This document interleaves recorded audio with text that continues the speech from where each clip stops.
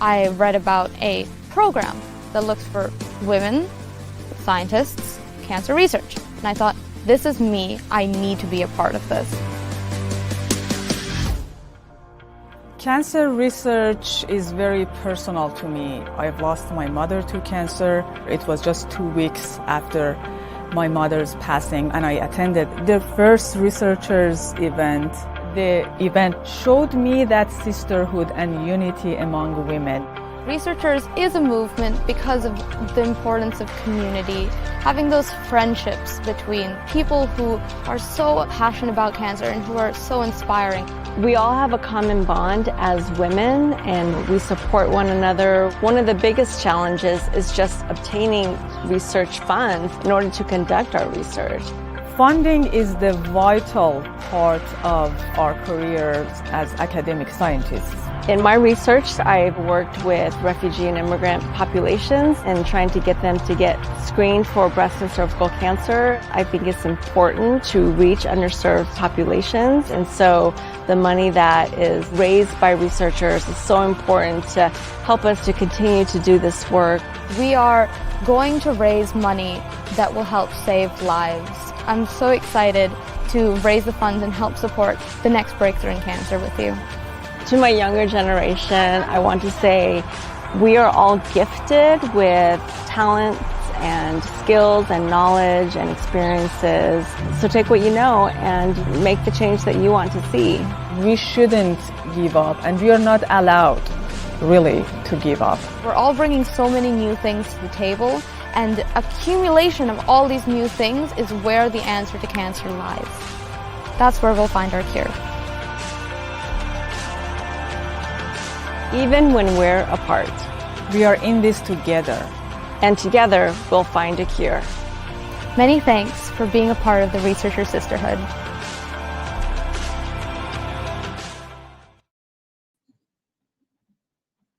Welcome, everyone. My name is Dr. Susanna Greer, and I'm the Senior Director of Biochemistry and Immunology of Cancer Research at the American Cancer Society. Thank you for being with us for this special edition of Women in Leadership, a conversation in and out of the lab. I'm your moderator for our panel discussion this evening, and I'm joining you from my home right here in Atlanta, Georgia. Research Hers, Women Fighting Cancer, is a movement for our community's most influential leaders who want to drive progress in cancer research and are passionate about gender equality. One of ACS's newest initiatives, its goal is to support the growth and development of female researchers and to provide a platform to raise money and interest in women in science for current and future generations. I personally could not be more excited about Research Hers. Prior to joining the American Cancer Society, I ran my own research lab. I was a cancer researcher, trained immunologist. My very first grant came from the American Cancer Society. I reviewed grants for the ACS. I even co-chaired a peer review committee. And during my first year as a brand new assistant professor, I made the, well, maybe not great decision, but I became a mom. And I could have really used a program like Research Hers. I've never been so lonely and isolated and confused and just really struggling with how to move forward in my career. And it was two women scientists who showed me the way and showed me that I wasn't the first woman to ever have a baby and certainly not the worst woman scientist. So let's turn our attention to why you've all joined us tonight. From the lab to the boardroom, women continue to challenge equality and gender diversity while making critical and often life-saving contributions to society. We're honored to have two special guests with us today to lend their voices to the discussion. Joining us live are Karen E. Knudsen, MBA, PhD, the Chief Executive Officer of the American Cancer Society and its advocacy affiliate, the American Cancer Society Cancer Action Network. As a well-respected cancer leader, researcher, and advocate, Dr. Knudsen guides the organization on our mission to save lives, celebrate lives, and lead the fight for a world without cancer.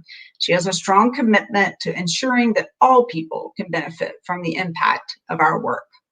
Dr. Knudsen became the first female CEO in our organization's 107-year history when she began her role on June 1st. She also became the first cancer scientist to hold the position in modern times. And Terri McClements. Terri's 33-year history at PricewaterhouseCoopers has led her down many pathways for delivering value and innovation. She has served in various leadership capacities, overseeing high-performing markets, the development of PwC's Human Capital and Talent Program, and now leading the firm's COVID-19 Executive PMO Partner Candidate Leadership Development Experience.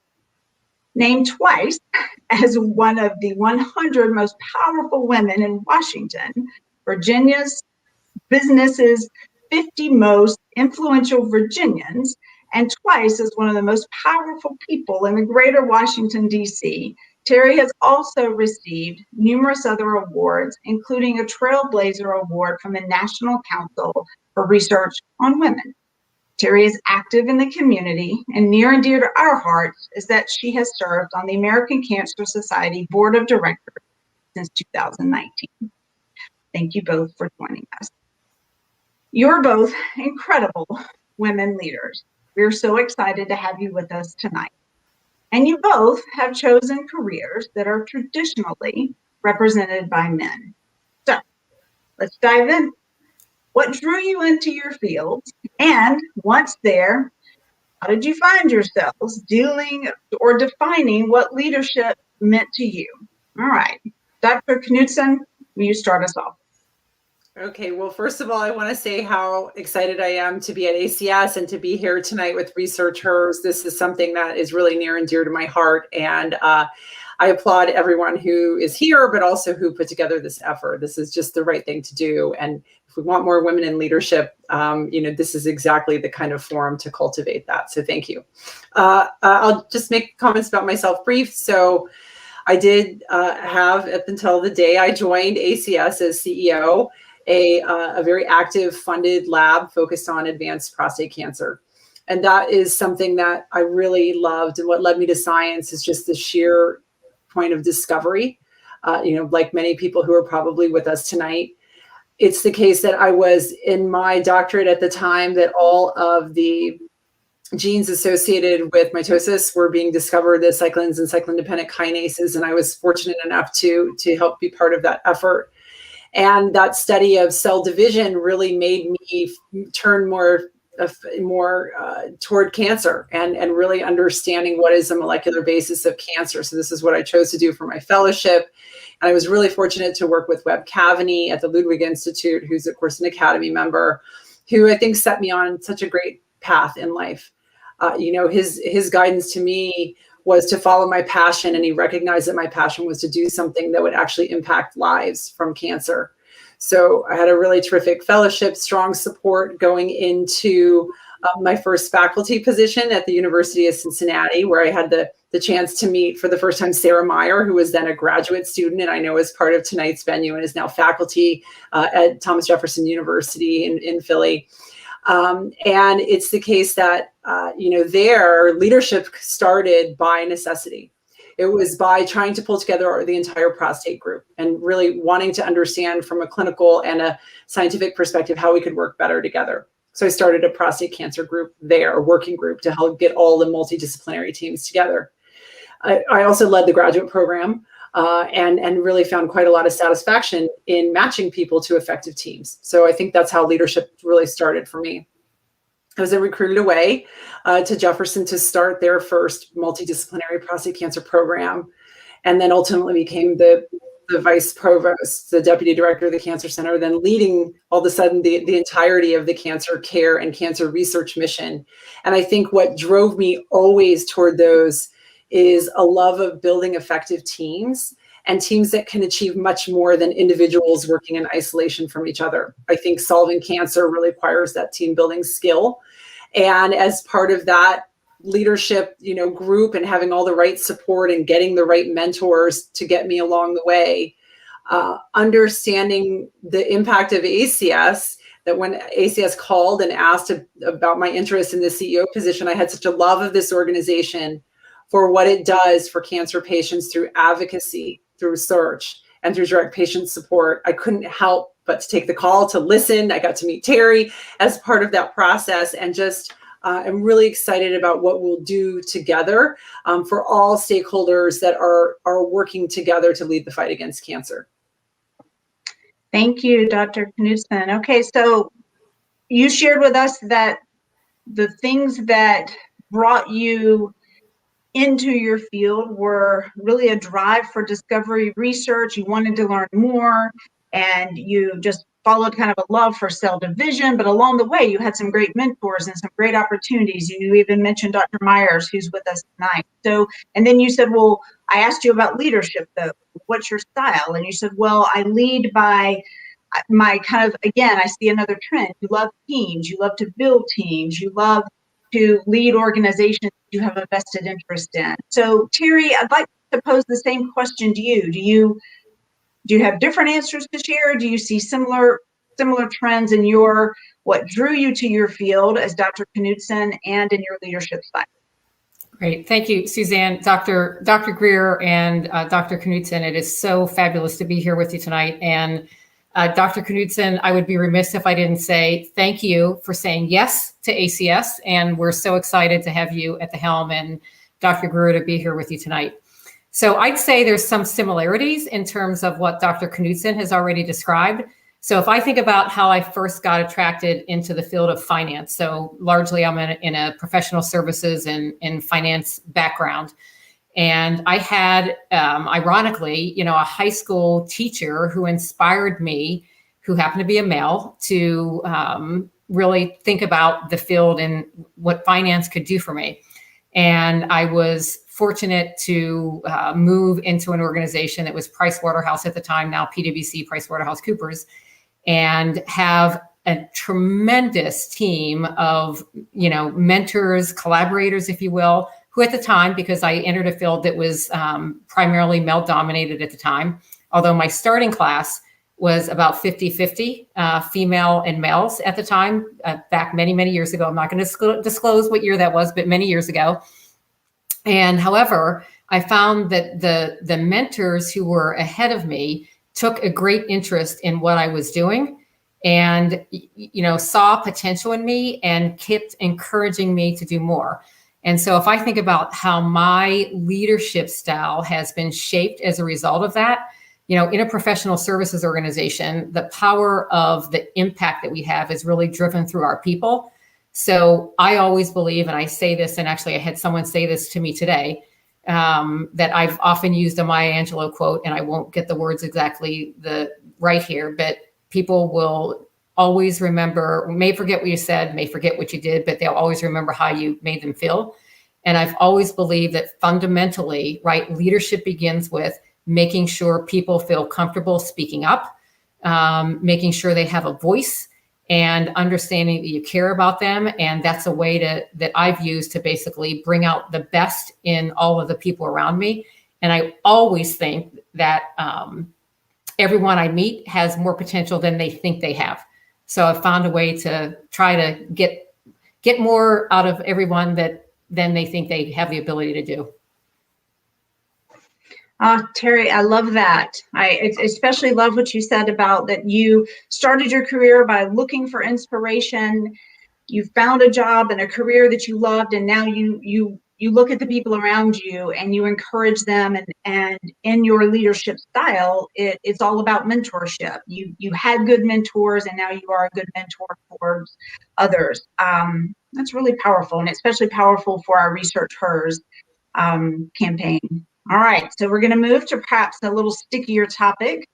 Not sure who put my prep notes together. This is super annoying, but women in the United States earn 20% less than men on average. Nor is this shocking, but it's true, but we're working on it. According to cross-occupational data from full-time wage and salary workers, women's median salaries are consistently lower than men's across all 50 states. just sit on that for a sec. When you hear those figures, what are your initial thoughts? And are there challenges specific to your field? Terri, I'll pose this question to you first. Okay, great. Thank you, Dr. Greer. And when I hear those statistics, I think, okay, we still have work to do, right, as a country. And I think each individual company is in its own different place.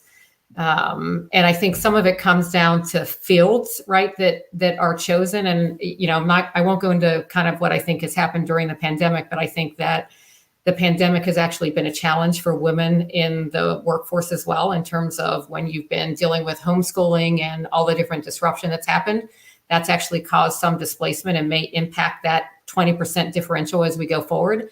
And I'm actually, if I look at my organization, I'm very proud of what I think is income equality, that we really look at role-based and impact. And I know that because I've served as our human capital leader for a period of time, that we really look at the equity, right, in what we're doing. It's not gender-based, it's based about impact and based on role. So I encourage people who feel like they're not getting the salary or the income that is commensurate with the work that they're doing, or think they're not as their peer male parts, to have a voice right inside their organization and really ask for transparency. And we're an organization, right, again, that believes in transparency and discloses a lot to our 55,000, U.S. employees. Thank you, Terri. I like that, especially about using our voice. We certainly have work to do. Dr. Knudsen, same question to you. What are your thoughts? What are our challenges in your field? Oh boy. So, in oncology, and I would say oncology research and also oncology care delivery, we do have a challenge, right? So you have women who are training at equal numbers, but not advancing at the career stage to become full professors, to become chairs, to become deans, to become cancer center directors. And so then the question is, why not? And I think there's a lot of attention now at the major cancer centers that it's going toward that. What I would say in terms of pay equity, I'm also very proud of ACS and our pay equity strategy. We're right where we need to be. My previous organization at Thomas Jefferson University and the Sidney Kimmel Cancer Center is the same. Every one administration down, we felt very strongly about pay equity across gender at the same rank. But what I would say, having been at the negotiation table, both as a department chair and as a cancer center director, that, and this is anecdotal data, that it was not always the case that women who were negotiating for one of these higher ranking positions negotiated at the same level or rigor or with the same skill set that some of their male companions did. I remember one of our faculty members who was coming in, brand new assistant professor, minted out of her fellowship, was, when I asked her what her salary or startup package expectations were, which are just critical for success, especially the startup package, she really lowballed herself. And I remember going back to the administrative team and we all agreed there is just no way we're going to do that. We absolutely have to give her what she deserves, right? That's on par with the rest of the faculty. Otherwise, she starts off at this very low level. So, of course we did the right thing. And then I got a chance to work with her and talk to her later about negotiation. But I remember that as well when I was with my own fellows. So, one of my fellows just earlier this year secured a new faculty position. And so it was really a pleasure to work with her through the process of how you negotiate. And there was a lot of back and forth. I won't name the organization, but there was a lot of back and forth. And I finally said to her, Dr. Shafi, here's what you should do. Just tell them exactly what it's going to take to get you to this position. And make sure that you're saying, this is what's going to make me successful, right? Because in oncology, we negotiate far beyond our own salary. You negotiate for your staff, for your space, for your startup package. So I said, just got to be really honest with them. This is what it's going to take to make me successful. I said, but if you tell them that and they say they're going to do it, you need to be prepared to take the job. And I think she thought, they're probably that this was going to be too much to ask. What she was asking was actually quite reasonable. And then happily, and recognizing how good she was, they gave it to her. And so, so she's going on to this wonderful position. She's poised for success. Everything happened exactly as it should.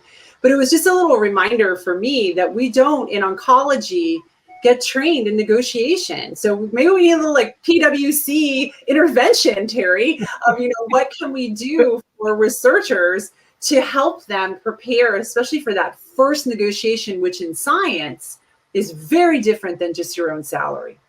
Yeah. And I think if I could just add, Dr. Knudsen, to what you said, right? I think it's a skill that probably most of us don't get trained in, right? And I think as women in general, right, we tend to undervalue what we're worth. And I think, again, not to kind of generalize, but I think sometimes, and this is anecdotal, but I've heard this a lot, is often, men will say, I'm ready for the role, I'm ready for the job, even though they haven't checked all the boxes. And we want to make sure we've checked every single box possible in order to say, I'm ready for that next position. I'm ready to do that negotiation. And I think we just have to believe in ourselves that if we have the potential, we can take it on. And to use mentors, right, to help you. How did you negotiate? Or if you talk to someone who has the job that you're trying to get or in the middle of a negotiation for, I think it's a good idea to say, what was your approach, and ask a few different people so you can get, various tactics. Absolutely. Yeah. And on a similar vein, so Dr. Knudsen, I want to continue this line of thought. So you mentioned negotiation and speaking up for ourselves and really pivoting and putting yourself in maybe challenging positions where you are uncomfortable. But what would you say are maybe the biggest challenges for women in science research? And perhaps you touched on this a little bit, but would you be willing to share ways that you have personally managed these challenges? I'm going to say I made plenty of mistakes. I think I did exactly what Terri just said. I think in the past, there were times, especially early on in my career, where I probably undervalued what it is that I should have been advocating for. Made it work, obviously, but there were times in retrospect that in my own career, I have not always had salary equity. I think in the in the 90s and in the early 2000s, it was not necessarily top of mind for everyone. So there were times I was being paid less than my male colleagues. And then once you start, at a particular salary at an academic institution, it's very hard to get a substantive increase. It just was not top of mind at the time. So I've made plenty of mistakes. From my own perspective of what are the challenges for women there, I think it was not necessarily asking mentors, how did you negotiate this? Or peers who'd recently gotten roles. I think there are things I could have done to better myself, but I think the thing that I always kept my eye on every time I made a career move, transition, and you have your lab, especially, it's really important. Your lab is your work family. And so ensuring that I always was resourced there so that the lab could succeed, that I could have enough money to pay my fellows and my students and the medical students who wanted to rotate through and get the science done. I was always mindful of that. I just wasn't always mindful of my own personal compensation, because I don't think I'd ever had a conversation with anybody about it in the past. I'd like to think that this is an area where we can probably all help each other and share experiences as you're at the right rank and going through the oncology world. It's also the case that you want to use your peers to assess when is the right time for leadership. I think Terri's spot on, right? That many times women say, well, I've done 9 of these 10 things, and that 10th thing I haven't experienced yet. When in fact, most times you go to a leadership position, it's a stretch, for the first time for you to take on a particular role, and understanding that you have the right core competencies and the right support and leadership team with you to be successful, I think is key. So I'd say querying peers on what was the mindset when you negotiated? What was the mindset when you decided to take on this leadership role that was a leap for you? Thank you. I think that's a really wonderful approach. And, the theme that I'm hearing is be okay putting yourself in challenging spaces and having hard conversations, and be ready for that and ask for it. And that's going to get us to where we want to be. So, Terri, I'd like to pose a related question to you. Do you think that, and this is something I'm really interested to hear your perspective here. So do you think that the challenges similar to the ones that Dr. Knudsen has relayed, so the challenges that women in science face are they similar? Are they different to those that are faced by leaders in the corporate world?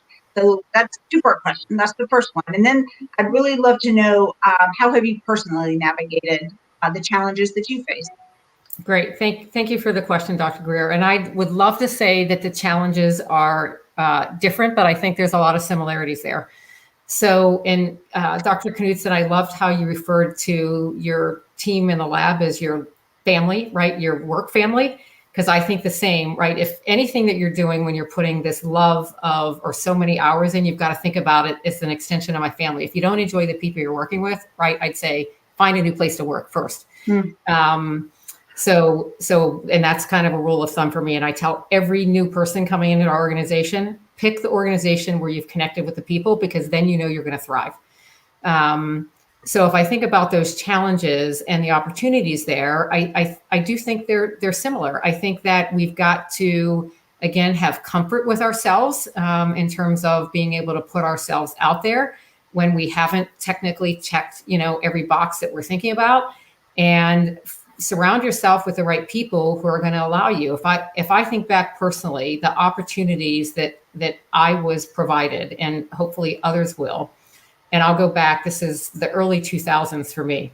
So as an organization, we had very few women leaders at the time. And myself and another female partner were offered an opportunity to go on a tour with our then US leadership team.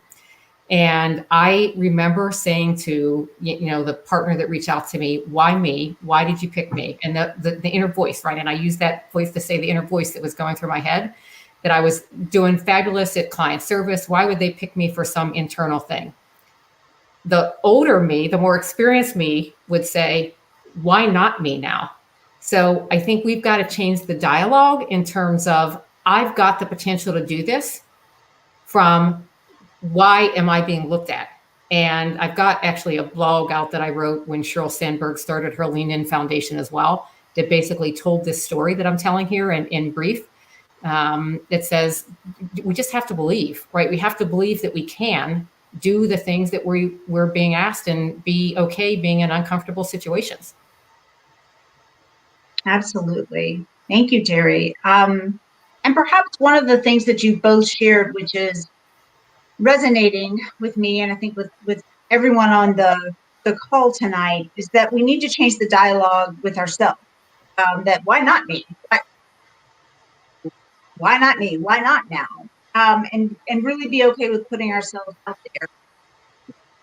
But it seems like maybe this isn't a place that we've been comfortable as women, and the statistics are fairly startling in this place. So of Fortune 500 CEOs, only 32 are women, and only 2 of those are women of color.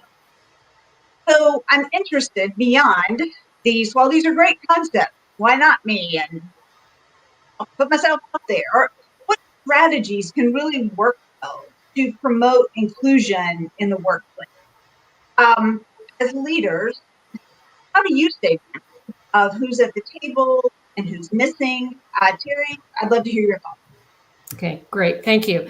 And as I look from my own leadership style and approaches, I really try to take a look to see that I've got diverse perspectives at every step of the way. So whether I was leading from the human capital perspective or most recently at a market level, and I looked at my team to make sure I was getting diverse teams. And I'm really proud of the fact that in all the roles that I've taken on in the organization, I've ended up with very diverse teams from a gender, ethnicity, experience perspective. And if I look today at some of the responsibilities I have in terms of developing the future leaders of our firm through our partner candidate development programs, that is something that I'm laser focused on in terms of diversity experience. And at the same time, in our organization, partners make partners, like partners make the next set of leaders. So I'm out there having conversation with our partner group as well, challenging their thinking to make sure that they're not thinking about how do I bring up the mini-me's, that they're looking at diverse perspectives as well. So guiding, leading behavior. And I'm really proud of the fact, if I look at our organization, and our CEO just announced this 2 weeks ago, we had our most recent partner candidate class. It's one of our most diverse partner candidate classes that we've had. And we've got to live, our people from the staff associate level and I would say the same thing in the cancer community and in ACS for sure, look at every action, every word that we say. So when we say we believe in diversity, equity, and inclusion, our actions and behaviors need to demonstrate that. Thank you, Terri. I think the guiding and leading by example and really being reflective around who's missing. And I appreciated what you said about pushing your partners and saying we're not just about cloning ourselves and making more mini-me's. We're really about hearing all perspectives. So Dr. Knudsen, did that resonate with you, or are there other strategies that would work well to promote inclusion in your workspace? I loved what Terri said. You couldn't see me, but I was kind of fist pumping down here, which is, I love the concept of what happens at a team that's diverse in every possible way, including diversity of thinking, right? Because you want that kind of person on your team who's going to challenge dogma, who's going to have that good, healthy sparring exercise with you so you come up with the best idea. And that diversity in thinking typically comes with a very diverse team. We all love data in this group. And there is one of the things I loved about business and going to business school is really learning how much data there is to show how much more productive on balance organizations are, for-profit, not-for-profit, if they have a diverse leadership team and a diverse workforce. It's not just a feeling. There's actually significant data across industries for this. There's significant data about women at the highest level of an organization frequently being, the highest productive, in their first 5 years as compared to some of their male counterparts. So there's every reason from a data perspective to enjoy, celebrate, and cultivate diversity. So then we go back to oncology. So we have about 50% or more of PhDs and MDs, aspirates, are women. But then when you get to the full professor level, it's very few. When you get to the chair and dean level, you're at a 10%, which is not great. Like, what's happening along this pipeline? But when you ask those same groups, this is AAMC data, how many of the women wanted to be chairs or deans, or, I'm assuming similar data for cancer center directors, it was the same number, 10 to 12%. So why don't more women think that they want to do this? Is it because they don't see enough? So they don't have enough mentors and sponsors? That is something I hope we're changing slowly but surely. Is it the case that they think they have to make a sacrifice between their work and having a family? And I think that there are a lot of ways that's not true. Like, why should it be true for women and not true for men?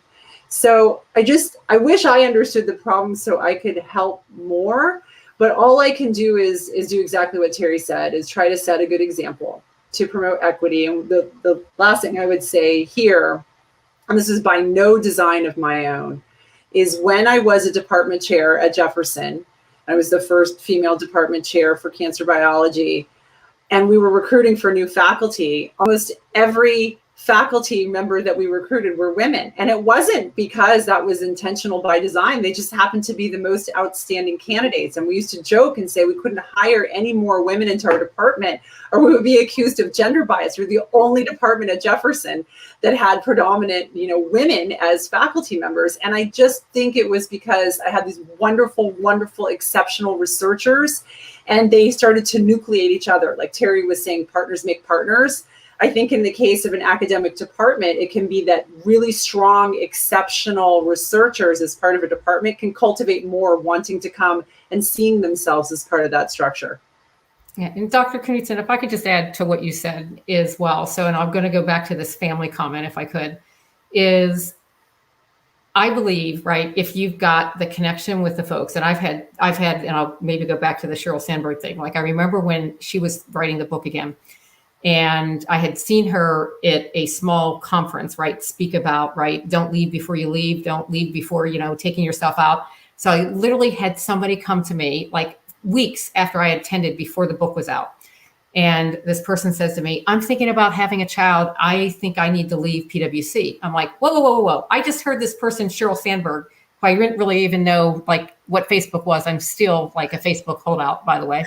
My husband's on it and keeps me up to date with all my family. I have too many things to check. So, and I said, wait, I just heard Sheryl Sandberg talk about, right, this don't leave before you leave. And I am so proud of the fact that today Emily is a partner in our firm, right? And so the ability to have that trusted relationship to talk about the things that might have you think, I can't continue with this research position because of XYZ, having the ability to have a trusted conversation, you can always navigate it, right? That's my belief. If you don't talk about it, you can't navigate it. So you need to be comfortable sharing what is important to you. I totally agree. And I know Dr. Greer, I know we're like pressed on time, but I just want to add one more thing in here. And it's interesting the way that small pieces of advice can affect you, that when you're looking up to a woman leader, to understand now how their journey, how it affects you. So they had this, I don't know, maybe this in hindsight is just totally obvious, but when I was a young mom, like really young mom, and was at this YWCA event in Cincinnati. I happened to sit next to this woman who ran a bank. And we were talking, and I mentioned that I had just had a son, and she said, well, let me give you the best piece of advice anybody gave me. And it turned out to be great for me. She said, never, ever, ever make excuses. So if you need to leave at 4:00 because your kid's got a dentist appointment, that's nobody's business but your own. You got a conflict. You don't apologize. You don't explain. You just say you can't do it. And I thought, well, that's really freeing. I'm going to try that. And I still to this day, do that. If I've got something that I've got to do, I'm terrible about doing it for myself. I'm going to be totally honest. Okay. But if I've got something I've got to do for the family, it's just, I've got a conflict. This is a non-negotiable. It's as important as the other thing that I've got to do. And somehow just that little kind of tidbit of advice allowed me to take what was probably mounting guilt already and shove it aside. And I haven't thought about it ever since. So helping each other with just these small things of how did you navigate. And for me, I am the kind of person that would have layered on all this guilt and thinking, oh my God, how am I going to try to possibly be these two people? You don't have to be two people. And you don't have to apologize for the way that you lead your life and the way that you lead your occupation. I think those are great stories to share. And, we all have them. When I was 9 months pregnant, I was giving an immunology lecture and I dropped my marker and squatted down to pick it up and my pants split. I had to give the rest of my lecture writing like this so that no one would know. And I have told that story to so many young faculty to say, it was okay. I made it. That kid's 15 now. We all survived. So yeah, I think just talking and sharing those tough stories and giving that advice from people that you're like, really? Your pants split? Well, I'm like, I had to hold them together while I walked in my car after class. It was not free. Those things happen. But sharing those stories and just being willing to be just real with each other can make such a difference. So, and we all had those mentors, we all had those people, we all had those leaders that did that for us. So I think it's crucially important. Okay, so one of the things, Dr. Knudsen, that you mentioned that really struck me was that you shared data, and you said that data drives so much of what we know, but then you also said you can have data, but then you can still not really understand the problem. So I think that is something that really, I'd love to dive into a topic that's been so interesting to me and has really resonated with me throughout 2020 and into 2021. And that's around the pandemic and the impact on women. We've all heard a lot about the persistent disparities that women face, of course. And I think that 2020, we know, and certainly into 2021 has exacerbated these challenges. So we have a lot of data, but we really are just beginning to understand what is happening to women. But we know that there are new obstacles that women have been presented with. So I would love to know, in your experience, what impact has the pandemic had on the career of women in the workplace? So Dr. Knudsen, let's start.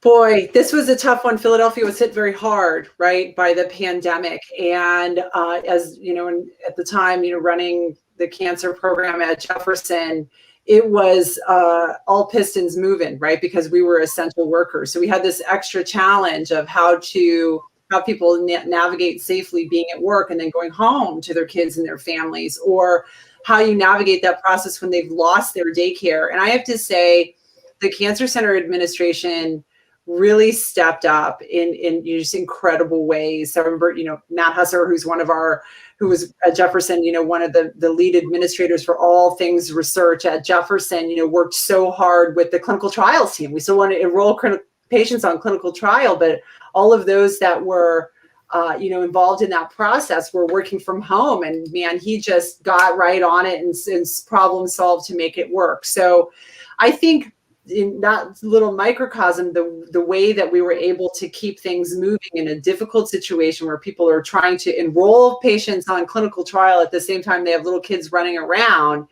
was by listening, and him saying, and others in the administration saying, what are the things that you need to be successful? How can I help? Let's discuss. So just problem solving together, joint problem solving strategies has really helped. That was my experience at Jefferson. I do recognize that not everyone had that same kind of support experience of individuals that you reported to really listening, learning, trying to get everything done such so that the mission moved forward, but people were still okay in their personal life.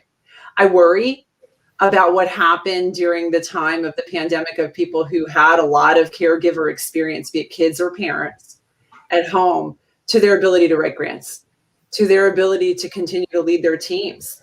That very difficult, even for me, I had a fellow start during the pandemic and we did not get to spend enough time together face to face. I really missed that kind of ability to connect with her. Back to the lab family component. It's hard to make that kind of connection on Zoom. So I do worry about what the long-term ramifications are going to be. I do have some kind of, solace in the fact that at least in the cancer world, that there's a real understanding at the level of organizations, at the level of granting organizations, at the level of, institutions, academic institutions, that this was a difficulty for people. And I know that at least at Jefferson, there's been an extension of people's tenure clock. Terri, I don't know if there's a partner clock. Forgive me for not knowing that. But, in academia, you have a certain amount of time before you go up for tenure. And those that are facing the pandemic got an extension. So I like to believe that organizations and granting agencies are recognizing that and trying to work with individuals so that they stay in the workforce. Thank you. Terri, what are your thoughts? Yeah, and Karen, or Dr. Knudsen, I would echo that as well, I feel really fortunate personally, just from a firm that cares so deeply about its people and recognize the challenges, right, that our people are facing, all of our people. And you referred to like the kids running around, right? We've got people in different stages of their career. And we recognize, I think, early on that we actually created and bought curriculum, right, for people to use, because some of the schools, if you think about that, were shut down totally for a while until they could figure out what to do, so that there was some education element that could be provided to, by our staff to their children, and occupied, whether it was an electronic or something else. Mental health, I think, focus was huge for us and continues to be.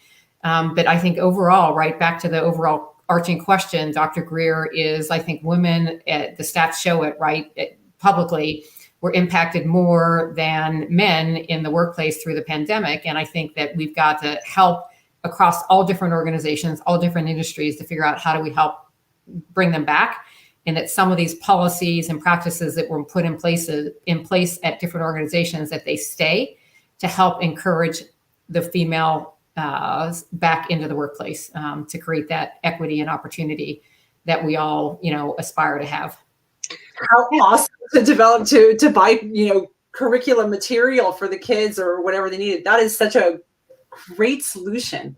Yeah. And it was funny because we looked at it and I said, I've got, one that I don't really need to worry about, a college age student, but then I've got a 7th grader now, rising 8th grader.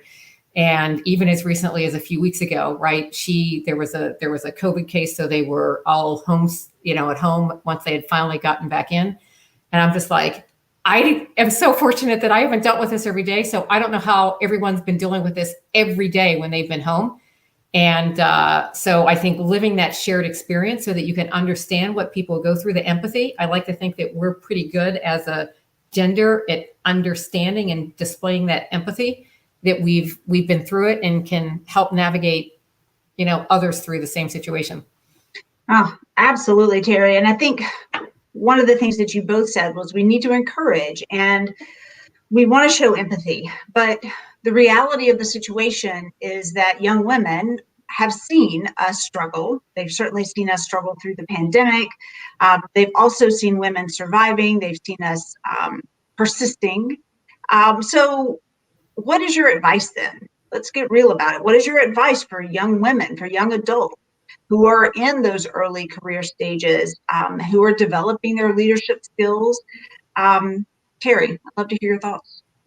Another fantastic question. I think, again, it's about transparency and conversation and having a dialogue. And I'll share a story about my niece.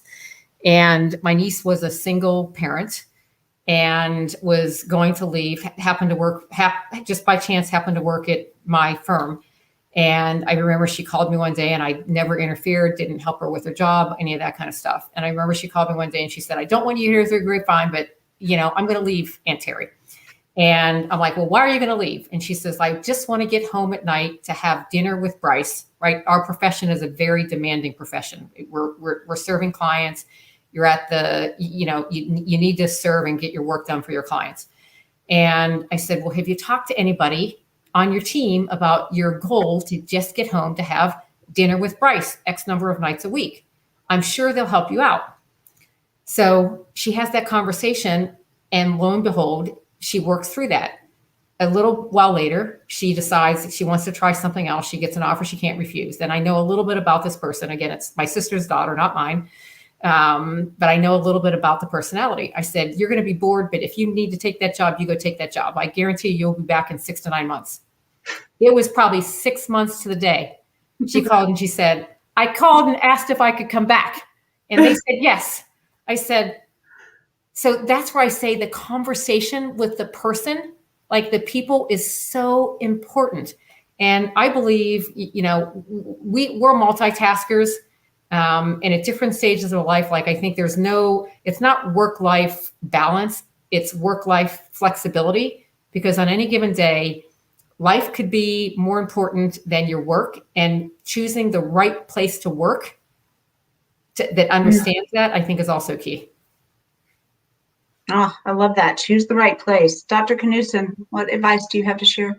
Boy, I want to say ditto to that. I completely agree with everything that Terri said. And I love the example of, of her niece. And clearly Terri's serving in that role, right? Then Terri's niece respects her, wants her opinion. Terri's given her very honest, refreshing feedback. The niece decides what she's going to do anyway. But it's the case that she, is continuing going back to Terri and serving as this great guide. All of us need that person. I'm not lucky enough to have an awesome, niece to guide me through my career stage, but I do have my own set of mentors, of people whom I really trust, that frequently will, cause me to rethink. One of them is a COO at Jefferson. Her name is Kathy Gallagher, and I just think the world of this woman. She is very objective. We have a great friendship, but she'd be the first one to disagree with me if she thinks I'm taking the wrong path on something. And so I can't imagine life without her. I can't imagine life without being able to pick up the phone and talk to her and say, Kathy, I'm just trying to navigate this situation and I just cannot figure it out. And sometimes, it was a work situation at Jefferson, and she would say, she would be very Socratic with me. Well, Karen, have you thought about this strategy? Or Karen, what would happen if you, if you took this different path? And it really forced me to scenario map my plans. And I really appreciate that about her. Not, sometimes people will just tell you, this is what I think you should do. This is what I want you to do. But she helps me think through my thought process of what I'd like to do next. I don't think you ever stop needing mentors. Hopefully I don't ever stop being a mentor. It's what I've said to my work family. And I hope the things that I learned from people like Kathy are the things that I can help, to impart to the next generation. Thank you, Dr. Knudsen. So I spent today in ACS peer review, and now I'm getting to spend time with two incredible leaders tonight. The American Cancer Society is so proud to be a top supporter of women in cancer research. More than half of our current grantees are women, with most of them at the beginning of their careers. And as we've discussed tonight, women bring such diverse and unique perspectives to cancer research. We make invaluable contributions and discoveries. The Research Hers initiative wants to sustain this pipeline of talent and engage those in the field to help increase the number of women in leadership roles. But we need the help of everyone tuning in now to do it. And you can support the Research Hers campaign by texting RXHERS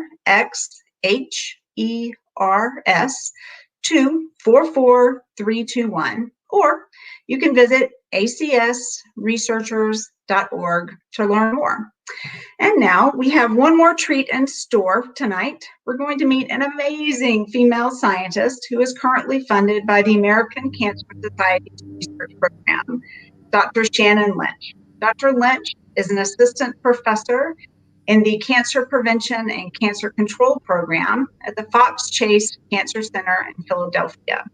Dr. Lynch is going to share insights into her efforts to reduce racial disparities in prostate cancer. Thank you so much for joining us, Dr. Lynch. Could you tell us maybe, I'm sorry, I should give you a chance to respond. Welcome. Thank you. Thanks for having me. We're so excited. So I guess to begin, could you tell us just briefly, what inspired you to pursue a career in research? So it's interesting you asked me that question. I was actually going to talk about that after I talked about what I did.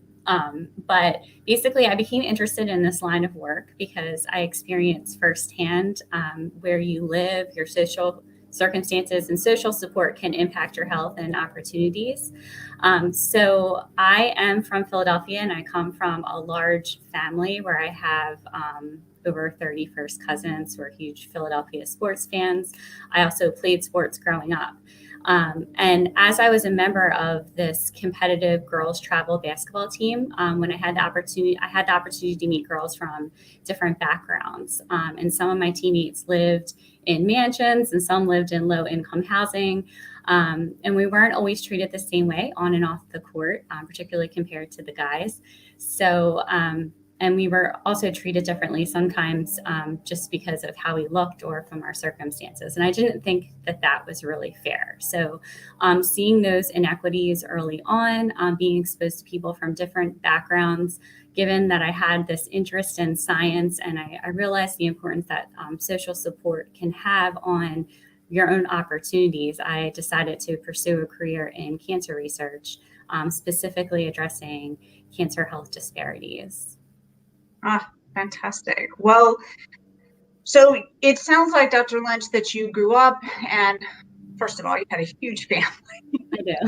So we'll have to circle back to that. But you saw inequities firsthand, and you were interested in science. And so you had a really, I think, pretty fabulous way of combining those in a career. So could you share a little bit more about your research? And we'd love to know its implications for cancer patients.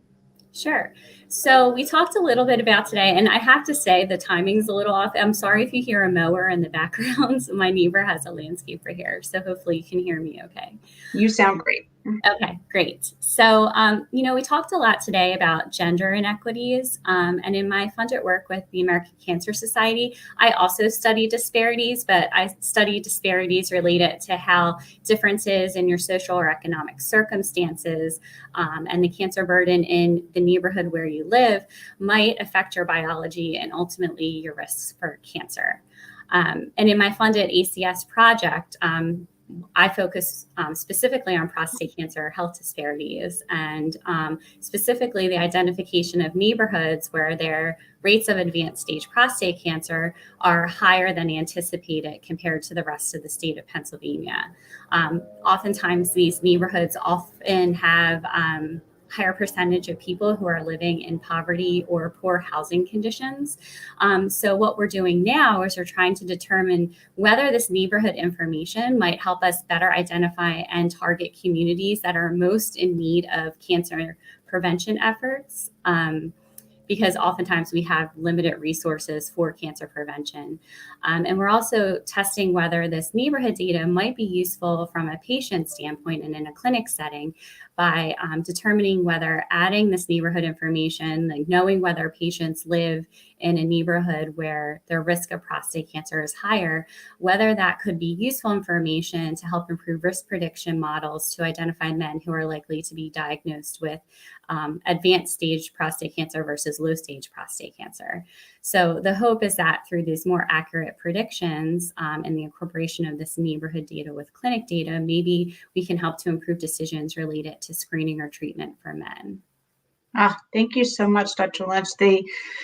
Your research goes hand in hand with what the ACS believes in, which is that where you live should not impact your ability to have access to resources and to have a square fight against cancer. So thank you so much for all you do. You're such an inspiration for everyone on the call and for all those young women out there. We're really grateful for you. I've been so moved tonight by all I've heard, and one of the things that I've tried to think about throughout 2020 and 21 is what are some of the silver linings of the pandemic. One of the silver linings for me has been being able to continue to do our work at the American Cancer Society through the pandemic. Certainly our department has continued to fund amazing scientists like Dr. Lynch, and I am especially reminded tonight that I don't know if it's because of the pandemic, but we're certainly utilizing our resources to still come together and to really, no matter where you are and what you're doing tonight, I very much feel you around me and with me, and so appreciate that we're all kind of in this together. And I feel that certainly even more post-pandemic than I did before. So thankful for the power of technology, and thankful that we're all here.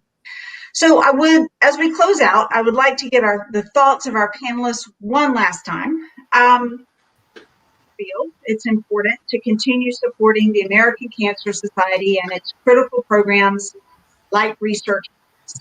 I'd love to hear if there are any words of encouragement that you might have for our committed ambassadors who are watching right now, or those who are considering supporting this program. Terri, I'll start with you. Yeah, great. Thank you for having me here today for this conversation. And Dr. Lynch, thank you for everything that you're doing as well. I would say my, reason for passionately caring, and hopefully that everyone will continue to support the mission and our Research Hers program goes back to my family members, right? I've lost my mother, my mother-in-law, my father to different cancers, and the research that is done. And I will tell you, my mother benefited from something many years ago, and the physicians were shocked that we got insurance to actually cover it the day of her surgery. And it was because I leveraged a network, to your point, Dr. Lynch, right? To say, I knew we had physician type people in our firm. And I said, is there something I could do? They said, just keep writing to the insurance company, keep writing to the insurance company. And we did. So the research that's being done, right, has impacted other people today, right, that helped my mother, but she was at the infancy stage. Now it's made a difference. So we need to keep doing that research to make a difference, to extend lives of people, right? So I'm forever grateful for the research that's being done. So thank you. Thank you so much, Terri. Dr. Knudsen, would you share your closing thoughts? Yeah, I would just want to really echo that. I completely agree. If there's one thing we know, it's that research saves lives. And it's the case that, as we talked about today, having that diversity and representation in the oncology workforce for care delivery, also for cancer discovery, is really important for us to accelerate cures and to implement those things that we find into the clinic that we know can extend and save lives. So women have to be part of that process. They are, counting on all of you to be part of that process, and it's what will allow us really to achieve. So thank you for what you're doing already. Please reach out to me or to someone that's close to you that you would like to use as a mentor if you're at all doubting your career path in oncology and oncology research. we want to make sure that we keep all these bright minds in the system, and ACS serves to support that goal. We are so grateful to Dr. Knudsen, to Terri, and to Dr. Lynch for the words of encouragement for this year's Research Hers Ambassador. We hope their words have given you energy to continue looking at how you can use your networks and your interests to fund the future of cancer research.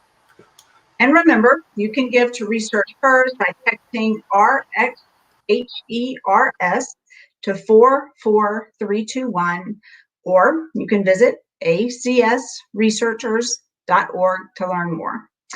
Your support absolutely could make all the difference.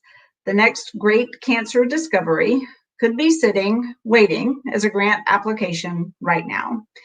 We need your support to fund discoveries and breakthroughs in cancer research that are just on the horizon.